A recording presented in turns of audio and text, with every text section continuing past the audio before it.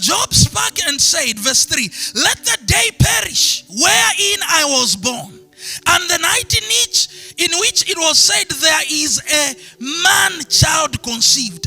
And let that day be darkness. Let not God regard it from above, neither let the light shine upon it. Let darkness and shadow of death stain it. Job says, why was I allowed out of my mother's womb? Why did I die inside? Now, Job is not the only man of God that has felt this way. Now, why I'm saying this way is because I want to build on what my pastor said. There are many of us that normally want to spiritualize issues. So I'm going to share a few of those. Well, there is another man, it's Jeremiah. In your own time, go and read Jeremiah chapter 20. Jeremiah just beaten a bit for a night. When he woke up the next day, he said, cursed be the day I was born. Just for a night. He says, cursed be the day I was born. Why didn't my mother's womb remain my grave?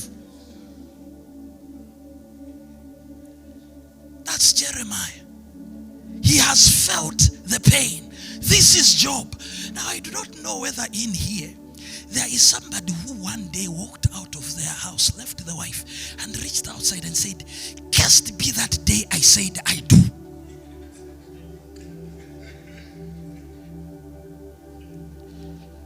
There's no one in here that has wondered why he spent his own money to pay for his problems. There's no one who has felt that way. Okay. Now, I also don't know if there is no woman in here who regrets the excitement of a wedding dress. Says, this man, where did I find him? Cursed be the day I said I do to him. In fact, there was John before him. I should have accepted John. Look at the problems I've brought for myself.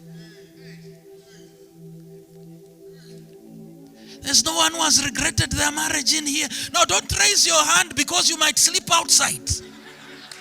That question is not for you to raise your hand and say, yeah, I'm actually here. From here, you might live alone.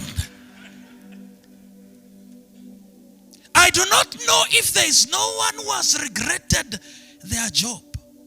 Say, cursed be the day I was admitted in this job. Because every day you go to that job is stress. Every day you go to that job, you are insulted. I do not know whether there's somebody in here who has ever cursed an investment they made. And you say, look, I would have gotten that money, bought a plot, built a house. I would have bought a house. How did I deceive myself that this investment would work? Cursed be that day. Cursed be that brother who told me of that opportunity. And you think of a brother who came and told you of an opportunity, you went and invested, and today you can't point at anything. Well, you see, don't fear to regret. Even God regrets. The Bible says, and God regretted that he made Saul king. Oh, you have not read that verse. You have not read it?